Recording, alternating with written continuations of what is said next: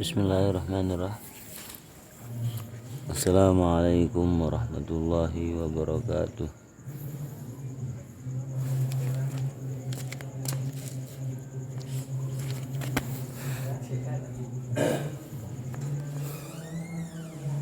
Teman-teman bisa melihat rembulannya di situ di atas sana, tanggal 15 Muharram 2023 atau 1445 Hijriah, menggunakan teropong 15 kali 25 seharga 225.000 dengan bantuan HP Samsung A01 Core dan aplikasi Open Camera.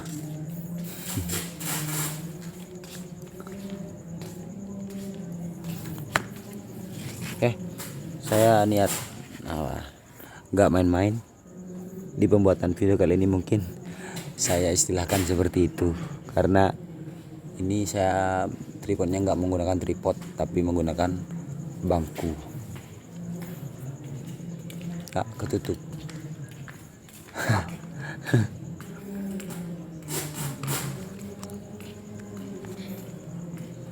Bismillahirrahmanirrahim. Saya di sini memiliki 2 buku, tapi teman-teman tidak bisa melihatnya. Dengerin saja, listen please, and keep silent. But listen please. Cukup kedingaki, baik. Kita apa-apa.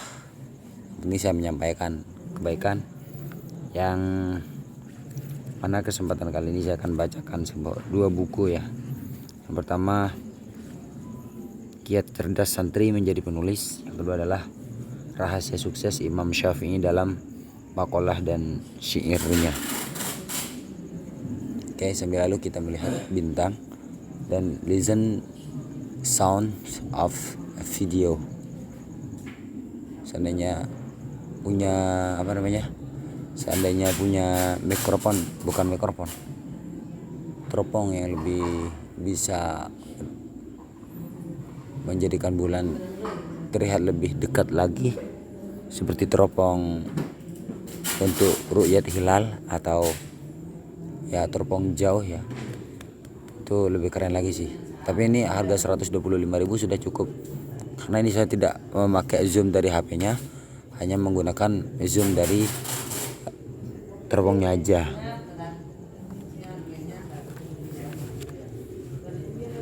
Bismillahirrahmanirrahim.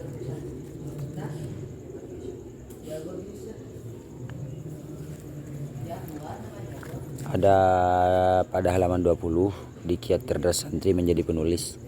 Menulis adalah pembebasan. Tulisan adalah pembebasan atas diri yang lemah, merasa kerdil atau bahkan sering disepelekan oleh lingkungan sekitar.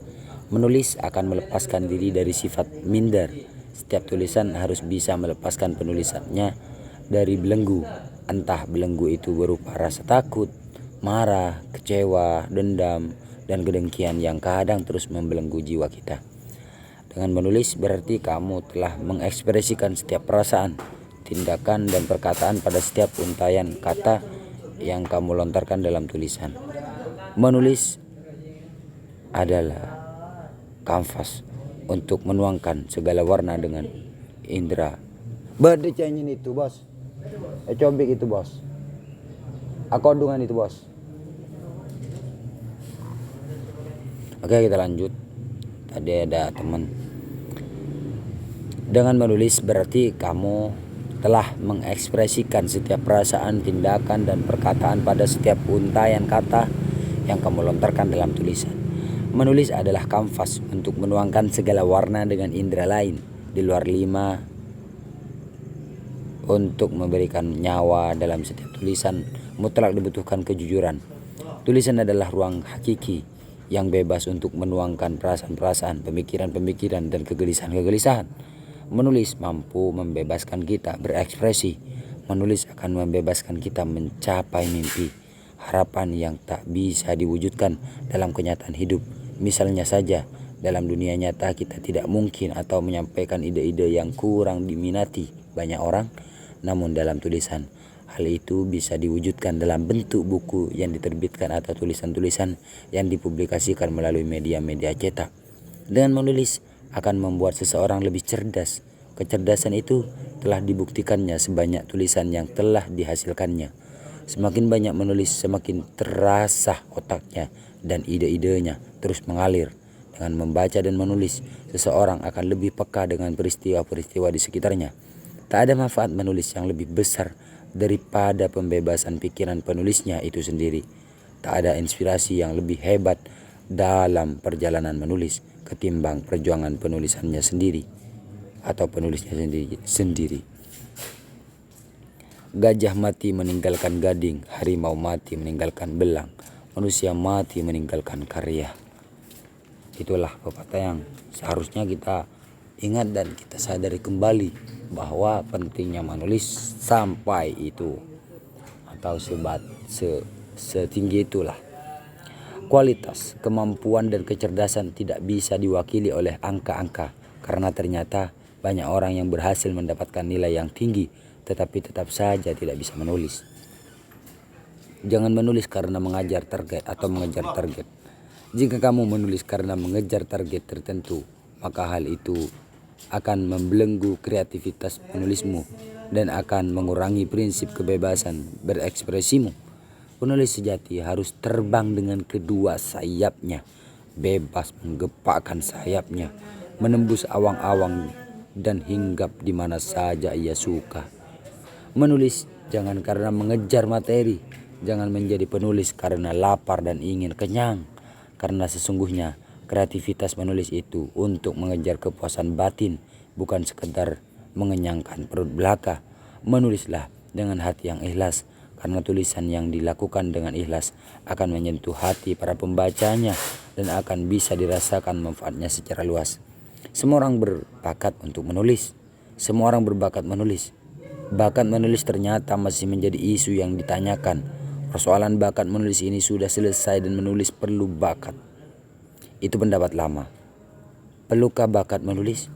Kalau kita merasa agak berbakat menulis, bisakah kita menjadi penulis? Menulis adalah suatu keterampilan yang bisa diasah oleh siapa saja, bisa dipelajari dan dilatih. Siapapun dengan latar belakang pendidikan apapun dan profesi apapun punya kesempatan yang sama untuk bisa menulis dan menjadi penulis. Menulis perlu bakat itu omong kosong. Walaupun Anda bersikukuh bahwa menulis itu perlu bakat, maka semua orang sebenarnya berbakat menulis. Titik. Oke. Menulis itu tidak ada kaitannya dengan bakat. Bisa menulis itu kaitannya dengan ketekunan berlatih tanpa mengenal kata putus asa. Andreas Hareva, seorang penulis lebih dari 30 buku laris itu mengatakan, yang mungkin diperlukan bukanlah sesuatu bakat istimewa, tetapi lebih pada keinginan dan minat besar untuk mau belajar, membangun kebiasaan, menuangkan gagasan lewat tulisan. Nah, kuncinya bukan pada bakat, tapi pada ketekunan berlatih dan mental tangguh tanpa mengenal kata putus asa. Apalah artinya bakat kalau tidak pernah diasah? Sedang apalah artinya merasa tidak berbakat kalau setiap hari mengasah diri untuk bisa terampil menulis? Maka benarlah kata Profesor Dr. Floyd G. Arpan, kecakapan menulis tak akan begitu saja jatuh dari langit, tetapi kecakapan menulis baru bisa dicapai dengan jalan tekun berlatih. Kalaupun pada akhirnya Anda masih percaya perlunya bakat menulis, ingatkan kata-kata ahli bijak. Bakat hanya memberi sentuhan 1% saja. Selebihnya yang 99% adalah ketekunan berlatih.